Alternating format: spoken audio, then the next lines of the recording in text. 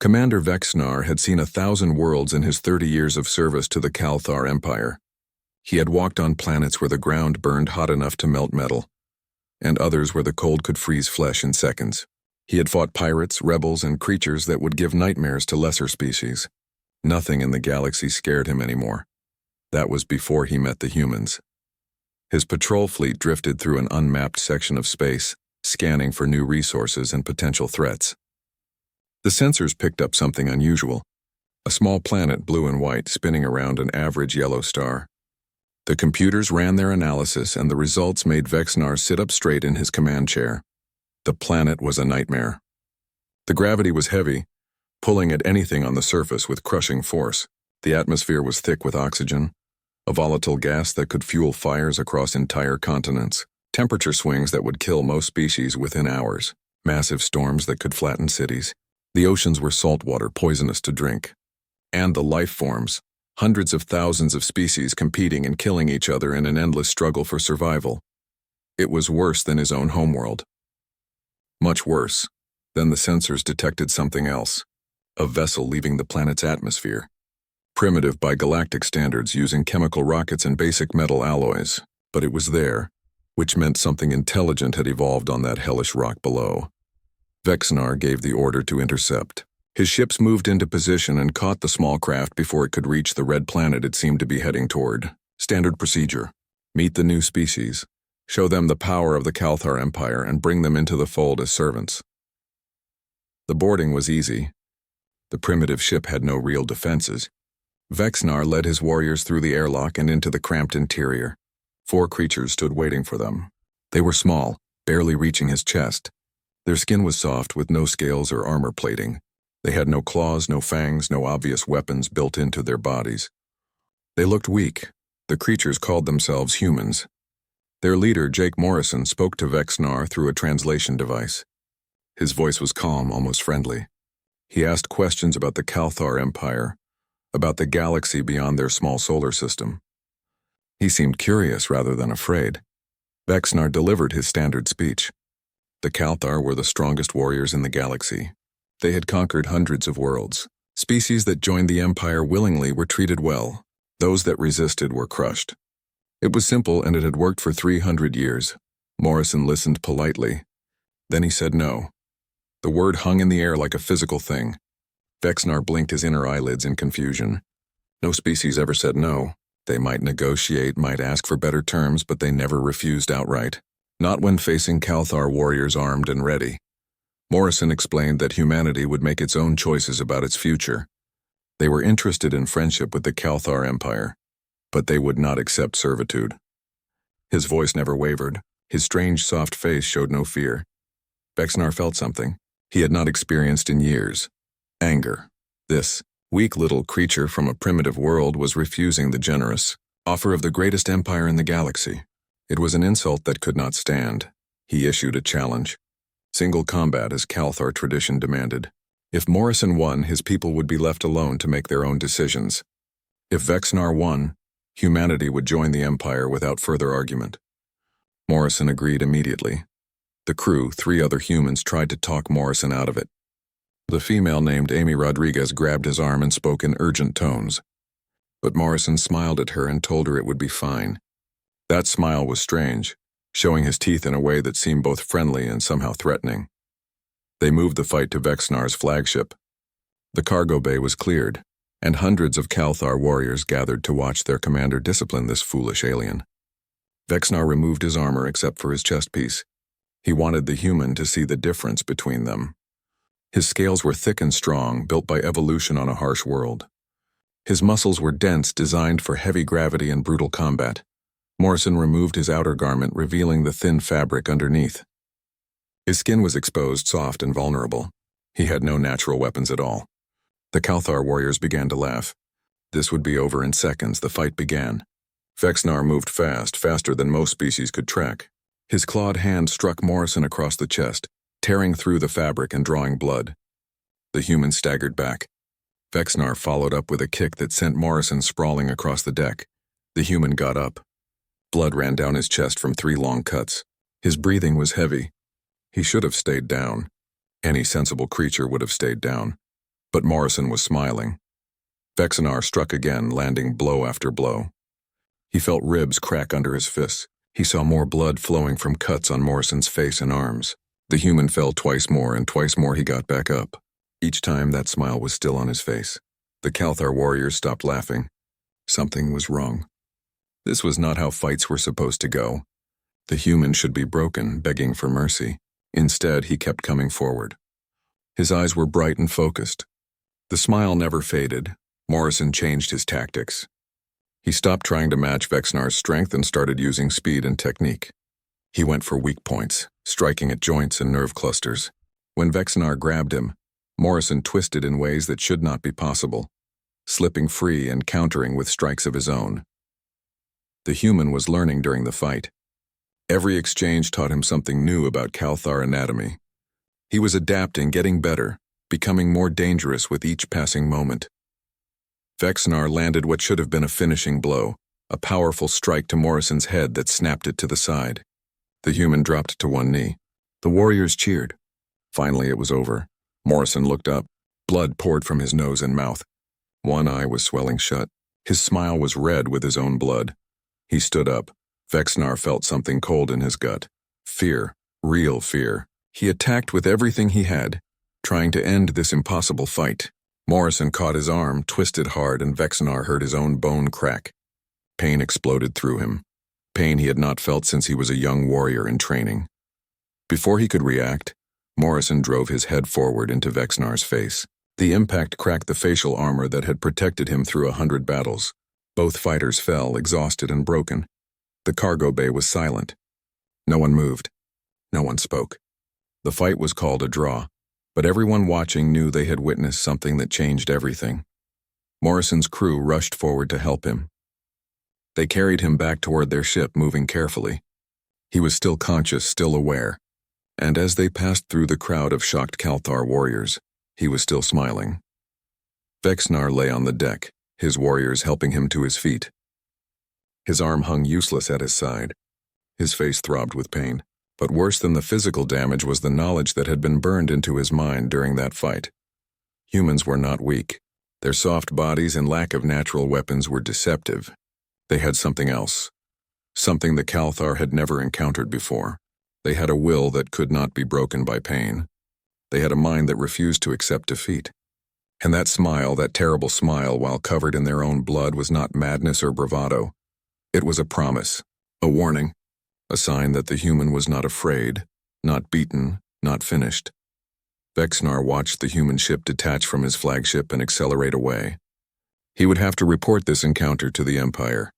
He would have to tell them that somewhere in the galaxy, on a planet more hostile than any other known world, a species had evolved that might be more dangerous than the Calthar themselves, not because they were stronger, but because they refused to break. The news of Commander Vexenar's encounter spread through the Galactic Council like fire through dry grass. Representatives from dozens of species gathered in emergency session to discuss what this meant. A new species from an unknown world had fought the Calthar to a draw. It was unprecedented. Ambassador Thelrix of the Centauri Federation called for calm. He was old by any standard, having served as a diplomat for over 60 years.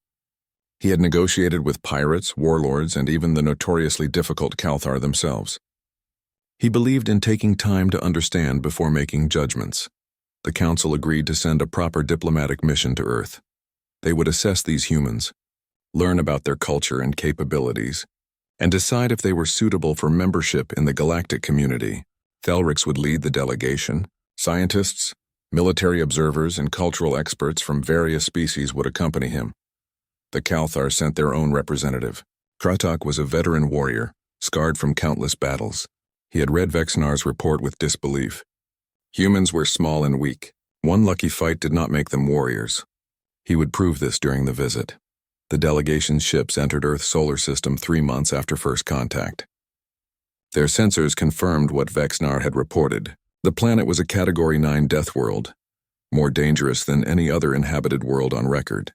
The scientists could not understand how intelligent life had survived there, let alone thrived. They landed at a facility humanity had prepared for the meeting. The location was called New York, a massive city of millions of humans living in towering structures. The delegation was overwhelmed immediately. So many humans all crowded together, going about their lives in this hostile environment as if it was normal. Ambassador Nicole Patterson greeted them with warmth and courtesy. She was a tall woman with dark skin and intelligent eyes. She welcomed them to Earth and promised to answer all their questions. The delegation followed her into the building, each step reminding them that the gravity here was crushing compared to their homeworlds.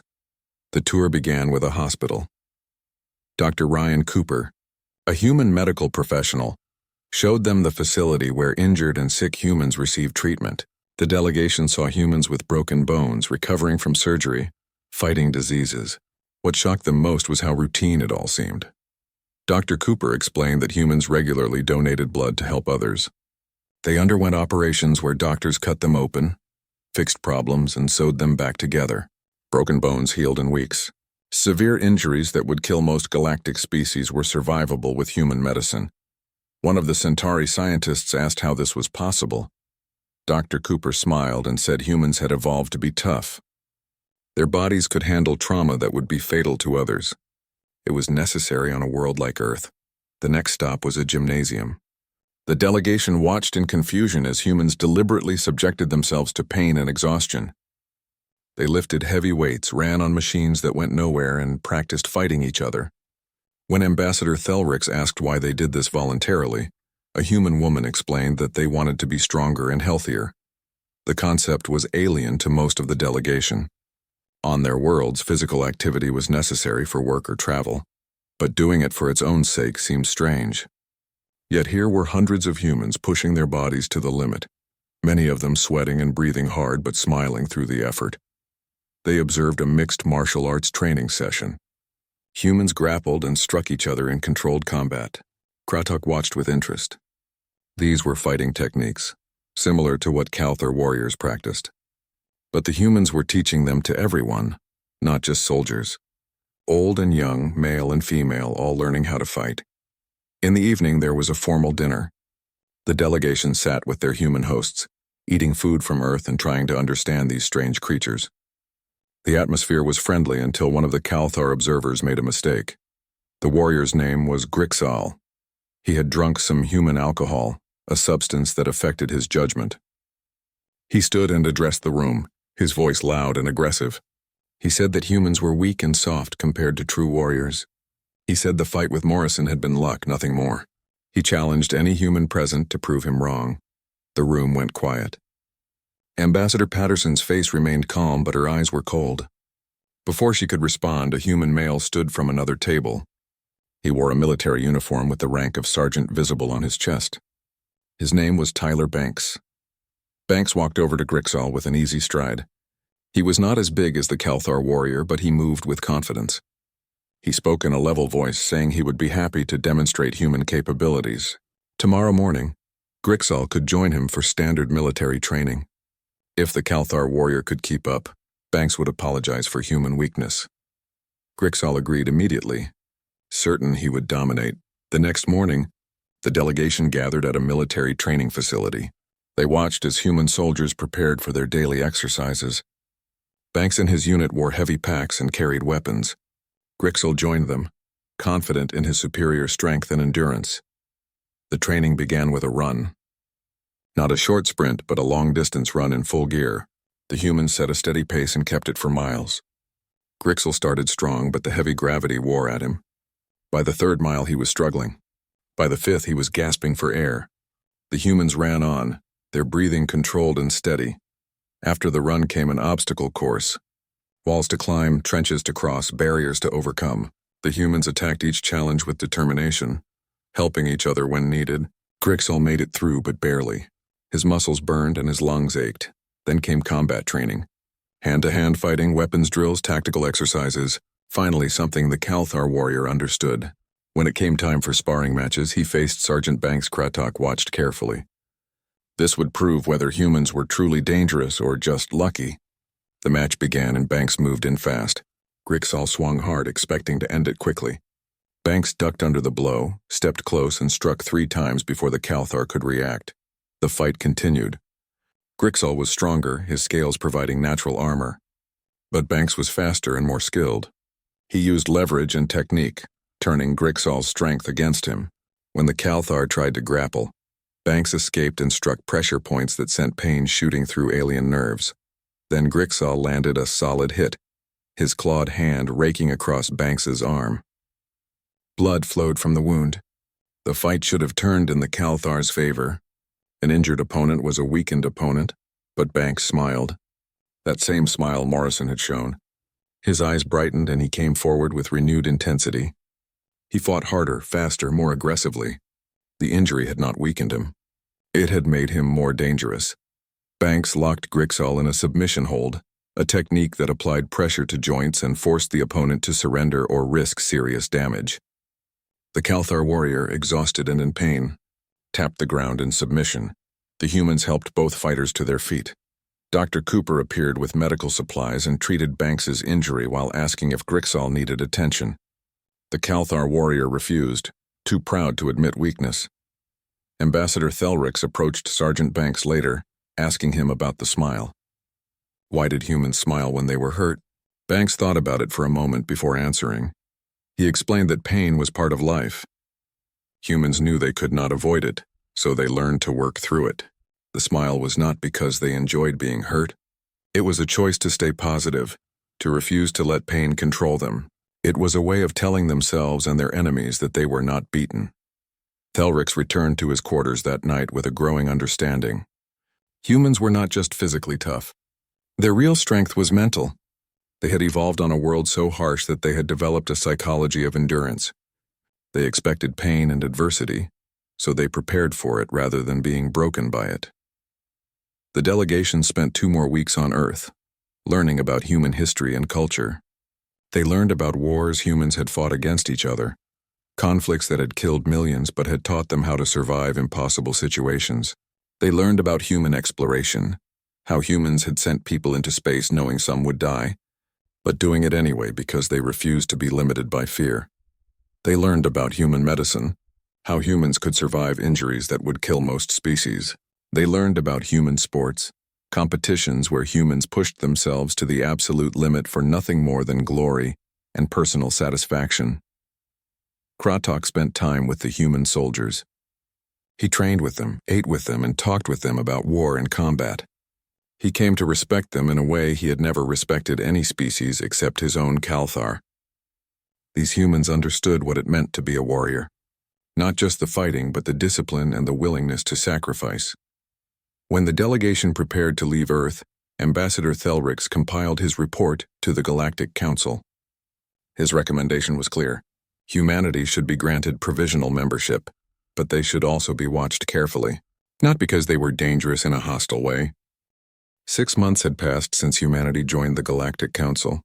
Earth had opened embassies on 12 different worlds. Trade agreements were being signed. Human scientists were sharing knowledge with alien researchers. Everything seemed to be going well, but there was tension beneath the surface. Most species were friendly to humans, but they were also careful. They had seen the reports from Earth. They knew what humans could do in a fight. It made them nervous. Humans seemed so friendly and reasonable most of the time, but then someone would mention the combat training or the smile while bleeding, and the unease would return. Jake Morrison had been promoted to captain and was now serving as Earth's military liaison to the Council. He spent his days in meetings explaining human military doctrine and trying to reassure nervous aliens that humanity meant no harm. It was exhausting work, but necessary. Then the crisis began. The Void Raiders had been a problem for years. They were a loose confederation of pirates led by a species called the Krill. The Krill came from a harsh world, not quite as bad as Earth, but close. They were insectoid, covered in hard shells, and naturally aggressive. They raided trade convoys, stole cargo, and sometimes took hostages for ransom. The Calthar fleet usually kept them in check. Small raids were tolerated because the galaxy was a big place and pirates would always exist. But recently, the Void Raiders had become bolder. They were attacking settlements, not just ships. They were taking hundreds of hostages at a time, and worst of all, they had started using terror tactics. The Krill would torture captives and broadcast the footage to the victims' homeworlds. They would make demands, threatening to kill everyone if those demands were not met immediately. The strategy was working. Several council species had started paying tribute to avoid attacks. The Calthar fleet could not be everywhere at once, and the raiders knew how to strike where defenses were weak. The Galactic Council held an emergency session.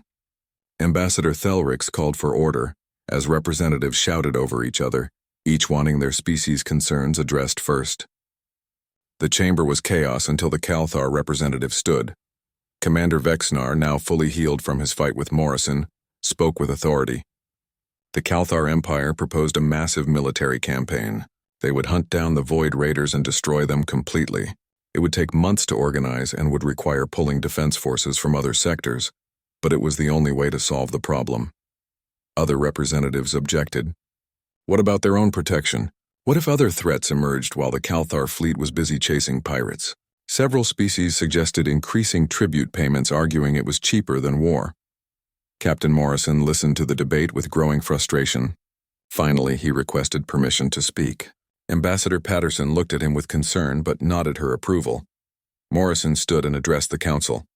He said humanity could deploy a task force to deal with the Void Raiders. Earth would take the risk and the cost. All they needed was intelligence about the raiders' location and permission to operate in council space. The chamber fell silent. Then the objection started. The Centauri representative pointed out that humans had been in space for barely a year. Their technology was primitive compared to established galactic powers. How could they possibly succeed where the Calthar had struggled? Morrison's response was simple. Humans had extensive experience fighting pirates and terrorists. More importantly, humans did not break under psychological pressure. Terror tactics that worked on other species would not work on humans.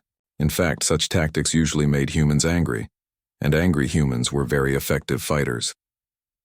Ambassador Patterson supported the proposal.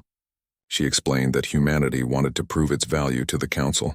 Earth was willing to take the risk because it was the right thing to do. If they failed, at least they would have tried. If they succeeded, the Council would see what humans could contribute. The debate went on for hours. Finally, the Council agreed to allow a small human task force to attempt a rescue operation. The raiders were currently holding over 300 hostages from a dozen species at a base in the outer reaches. If the humans could rescue those hostages, it would prove their capabilities. Kratok volunteered to join the mission as an observer. The Council agreed, hoping his presence would help ensure success. Secretly, many Council members believed the mission would fail, but they were willing to let humans try. At least it would show them the reality of galactic warfare. The human task force assembled quickly. The frigate Independence was the largest warship Earth had built for deep space operations. It was small by galactic standards but fast and well-armed. Captain Morrison took command, bringing with him a hand-picked crew. Lieutenant Brandon Foster led the Marine platoon. He was a quiet man with cold eyes and 15 years of combat experience. His Marines were volunteers, every one of them aware this mission could be a one-way trip. Sergeant Tyler Banks was among them, his arm fully healed from the training incident with Grixol. Dr. Ryan Cooper joined the mission as well. His job was to provide medical support for the hostages once they were rescued. He had studied alien biology extensively over the past 6 months, preparing for exactly this kind of operation. Lieutenant Kelly Harper ran intelligence. She was responsible for gathering information about the raider base, identifying weak points, and planning the approach. She worked constantly, analyzing every scrap of data the Council could provide about the Krill and their operations. The Independence left Earth orbit with minimal ceremony. There were no grand speeches or public celebrations. The crew knew what they were facing. They focused on preparation and planning. Kratok joined them on the ship. He was given quarters near the bridge and full access to observe the human operation. He watched them work and was impressed by their efficiency. There was no wasted effort, no dramatic posturing. They simply did their jobs. The journey to the outer reaches took 5 days.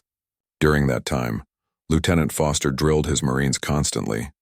They practiced room clearing, hostage extraction, and combat in zero gravity. They checked and rechecked their weapons and equipment. They studied the layout of the raider base until they could navigate it in their sleep. Kratok joined one of the training sessions. He wanted to understand human tactics. Lieutenant Foster welcomed him and explained their approach. Human military doctrine was based on speed, aggression, and adaptability. They trained for things to go wrong because things always went wrong in combat. The key was to keep moving forward no matter what happened. Banks showed Krytok some of the close-quarters combat techniques the Marines used. The Kalthar warrior recognized some moves from their sparring match months earlier. But there were new techniques as well, things designed specifically for fighting in confined spaces against multiple opponents. What struck Krytok most was the attitude of the human soldiers. They joked with each other, told stories, and seemed relaxed despite the danger they were heading toward. When he asked Banks about this, the sergeant explained that fear was natural, but dwelling on it was counterproductive. Better to focus on the mission and trust in their training. The Independents arrived at the asteroid field where intelligence indicated the raider base was located. The field was massive, thousands of rocks tumbling through space. Perfect place to hide. Lieutenant Harper's sensors found the largest asteroid, the one with artificial structures built into it. They observed for a full day, watching patrol patterns and traffic. The Krill had fortified the base heavily. Guard posts at every entrance, automated defenses, and hundreds of raiders inside. The hostages were being kept in the central section, deliberately placed where any rescue attempt would have to fight through the entire garrison. Captain Morrison called a final briefing. He laid out the plan. A small team would infiltrate through a maintenance entrance on the far side of the asteroid. They would fight their way to the hostages, extract them, and get everyone to the pickup point before raider reinforcements could respond. Krytok listened and then spoke. He said the plan was suicide. The humans would be outnumbered 10-1. The hostages would slow them down. The Krill were tough fighters who showed no mercy. This mission could not succeed. Lieutenant Foster looked at the Kalthar warrior and smiled. That smile, he said, long odds just meant there was no room for mistakes. They would move fast, hit hard, and keep moving forward. The Marines had trained for this. They were ready, the team suited up. Krytok watched as they helped each other with equipment, checking seals and weapons. There was no fear in their faces, only determination. Banks caught his eye and gave him a thumbs up, a human gesture indicating confidence. They loaded into a small shuttle and launched toward the asteroid. The Independents would stay back, ready to provide covering fire during extraction but unable to get closer without alerting the raiders. The shuttle approached the maintenance entrance, killed its engines, and drifted in using only momentum. The entrance was guarded by 2 Krill sentries. Lieutenant Foster signaled and 2 Marines fired. The sentries dropped without raising an alarm. The team moved inside quickly, securing the entrance and beginning their advance into the base. The corridors were narrow and dark. Perfect conditions for ambush. The Marines moved in tactical formation. The situation looked hopeless. Lieutenant Foster assessed their position and did not like what he saw. Over 300 hostages who could barely walk. A squad of Marines, several wounded. Raider forces closing in from every direction. No clear path to the extraction point. The hostages were panicking. Many of them were Centauri, a species from peaceful garden worlds who had never experienced violence firsthand. Others were traders and civilians from various races. They had been prisoners for weeks, subjected to torture and starvation. Now they were caught in the middle of a battle. Krytok prepared himself for death. It was a good death, fighting alongside warriors he had come to respect. But he wished they had more time. These humans had proven themselves. They deserved better than dying in a pirate base. Then Foster made a decision that changed everything. He gathered his squad leaders and laid out a new plan. They would not try to hold a static defense. That would just let the raiders surround them and pick them apart. Instead, they would go on the offensive. Foster split his force into 3 teams. One team, led by Corporal Wright despite his injured leg, would stay with the hostages and Krytok. Their job was to protect the civilians and move them toward the extraction point when the path was clear. The other 2 teams would launch raids into the raider positions. They would strike fast, cause chaos, and draw the Krill forces away from the hostages. It was aggressive and risky, but Foster believed offense was better than defense. Sergeant Banks led one assault team. He picked 5 Marines and they moved out, heading into the corridor where the heaviest raider concentration was. Banks could feel pain from earlier wounds, but he pushed it aside. Pain was just information. It told him he was still alive and fighting. The team hit the first raider position like a hammer. They used grenades to blast through a barricade, then rushed in firing. The Krill had not expected an attack. They had been preparing to assault the hostage area themselves. Now they were on the defensive, scrambling to respond. Banks moved through the chaos with practiced efficiency. He shot one raider, dodged a blade strike from another, and kicked a third into the wall. His team worked together smoothly, each Marine covering the others. When Private Kate Murphy took another hit, this time to her side, she just cursed and kept firing. The second assault team, led by Lieutenant Foster himself, attacked from a different direction. They used the base's own structure against the raiders, collapsing corridors behind them to block pursuit and forcing the Krill to split their forces. Foster moved like a machine, calm and focused despite the chaos around him. Back in the hostage area, Dr. Cooper worked on the injured while keeping an eye on the fighting. He had set up a basic triage station and was prioritizing the worst cases. A Centauri with a broken leg, a traitor from the Orion sector with severe malnutrition, a young alien he could not identify who had been beaten badly. The doctor worked quickly, using human medical supplies on alien biology. Some of his techniques worked better than others, but he adapted constantly. When a hostage asked him if they were all going to die, Cooper looked up and smiled. He said humans did not come all this way just to fail. They were getting everyone out. Lieutenant Kelly Harper was coordinating from the Independence. She monitored the team's progress through their suit cameras and fed them updates on raider movements. She could see how bad the situation was, but her voice stayed calm and professional. When Captain Morrison asked if they should abort, she said the team had not signaled for extraction. That meant they were still fighting. Inside the base, the battle intensified. The assault teams were causing chaos, but they were taking damage. Banks had been shot twice now, his armor cracked and his body bleeding. Murphy was barely staying on her feet. Another Marine, Private Joe Graham, had taken a blade to the arm that cut deep, but they kept fighting. Every time they got hit, they came back harder. The Krill were starting to panic. These humans should have broken by now. They should be begging for mercy or trying to escape. Instead, they were smiling and advancing. Then Warlord Zixthar entered the battle. He was the leader of the Void Raiders, a massive Krill who had fought his way to power through brutality and cunning.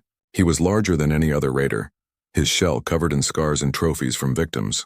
He carried weapons built into his own body, blade arms that could slice through metal.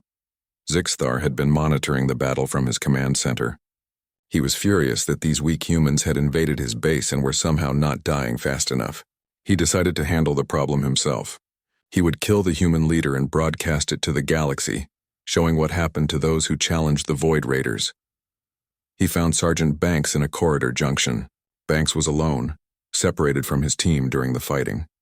He was injured, bleeding from multiple wounds, his ammunition low. Zixthar looked at this small, damaged human and felt contempt. This would be easy. Zixthar announced himself, his translator converting his chittering speech into words Banks could understand. The warlord promised a slow death. He described the tortures he would inflict. He said Banks would beg for mercy before the end. Banks looked up at the massive alien warrior. He was tired. His body hurt. He probably should be scared. Instead, he felt that familiar feeling rising in his chest. The determination that came when things got bad.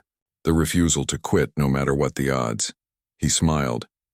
Zixthar attacked, his blade arms moving fast. Banks dodged, but not fast enough. One blade caught him across the ribs, cutting deep. Banks grunted in pain but did not fall. He rolled forward, coming up inside the warlord's reach. The fight was brutal. Zixthar was stronger, faster, and covered in natural armor. His every strike was meant to kill. Banks took hit after hit, his armor cracking, his body bleeding. His left arm was broken. His ribs were probably cracked again. He could taste blood in his mouth, but he kept fighting. He used his knife, his remaining good arm, his legs, even his helmet. He struck at joints and gaps in the shell. He used his environment, bouncing off walls for momentum, using debris as weapons. When Zixthar tried to use psychological warfare, threatening and boasting, Banks just laughed and said something in Earth slang that the translator could not properly convert. Banks remembered his training. Pain is just weakness leaving the body. That was what his instructors had told him years ago. He had never really believed it until now. Every hit he took seemed to burn away doubt and hesitation. He became focused on one goal: survive and complete the mission. He managed to get a thermal charge onto Zixthar's shell, right at a weak point near the chest.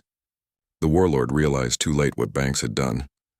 He tried to remove it, but Banks held on with his good arm, keeping the charge in place. The explosion was devastating. It killed Zixthar instantly and threw Banks across the corridor. He hit the wall hard and slid down, his body broken and burned.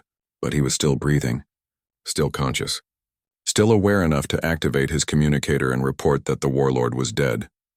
With their leader gone, the Void Raiders began to break. The human assault teams pressed their advantage. Foster regrouped his Marines and began pushing toward the extraction point. Banks's team, now led by Murphy despite her injuries, fought their way back to the hostage area. Corporal Wright got the hostages moving.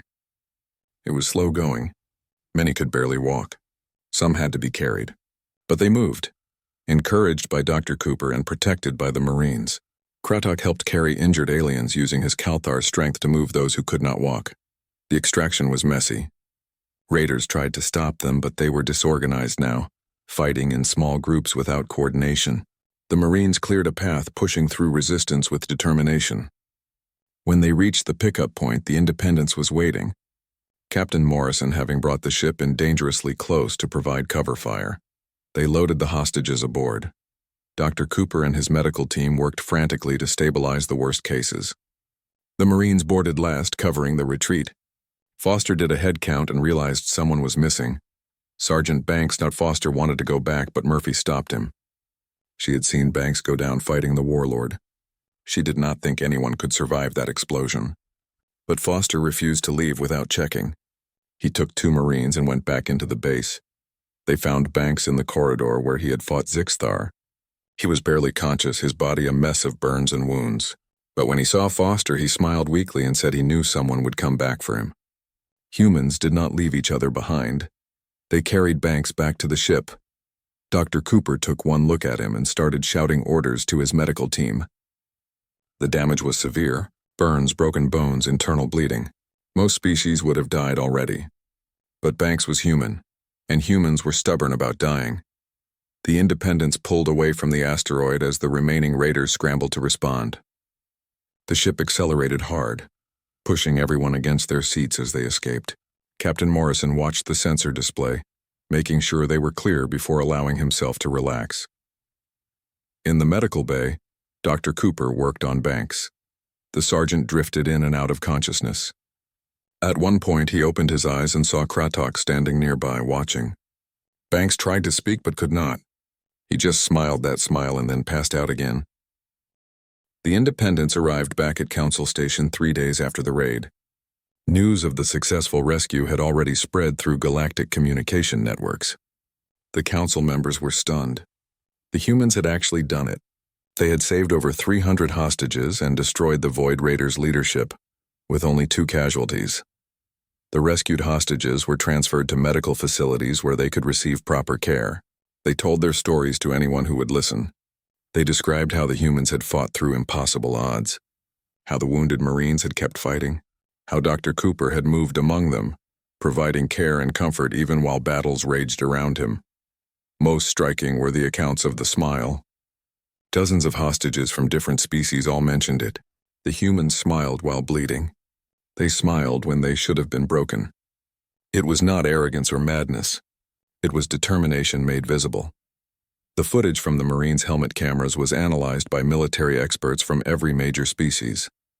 They watched in fascination as the humans adapted to changing situations, used creative tactics, and refused to give up despite overwhelming opposition.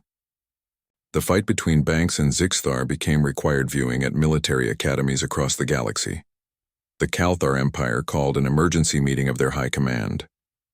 For 3 centuries, they had been the galaxy's warriors, the species others looked to for protection and martial excellence. Now humans had shown a different kind of warfare, and it was effective in ways Kalthar tactics were not. Kratok addressed the high command.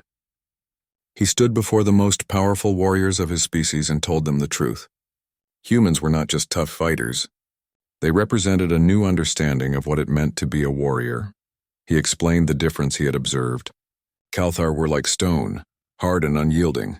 They fought with strength and honor, and they were excellent at it. But they had limits. When pushed beyond those limits, they could break. Humans were different.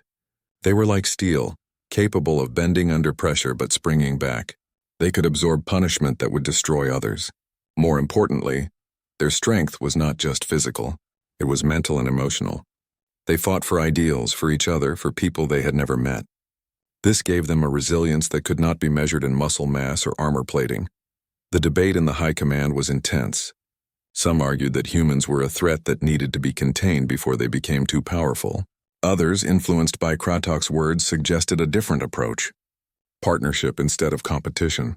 Learning from each other instead of fearing each other. In the end, pragmatism won. The Kalthar had fought the Void Raiders for years without destroying them. Humans had done it in one operation. Whatever humans had, it was valuable. The Empire voted to pursue friendship and military cooperation with humanity. The Galactic Council held a formal session to discuss humanity's role in galactic affairs. The chamber was packed with representatives from every member species. Ambassador Patterson stood to address them, with Captain Morrison beside her. She spoke about humanity's hopes for the future. Earth wanted to be a good member of the galactic community. They wanted trade, cultural exchange, and cooperation in science and exploration. But she also made something clear. Humanity would defend itself and its allies with everything they had. Terror and intimidation would not work on humans. If anything, such tactics would make humans more determined to fight. The council members listened carefully. They were beginning to understand that humans were unlike any species they had encountered before, not because humans were stronger or smarter, but because they had evolved a psychology that made them nearly impossible to break through fear or pain. Ambassador Thelric stood and made a proposal. The Council should formally request that Earth contribute military forces to peacekeeping operations. Human abilities were unique and valuable. They brought capabilities that even the Kalthar lacked, particularly in rescue operations and counter-terrorism. The proposal was unprecedented.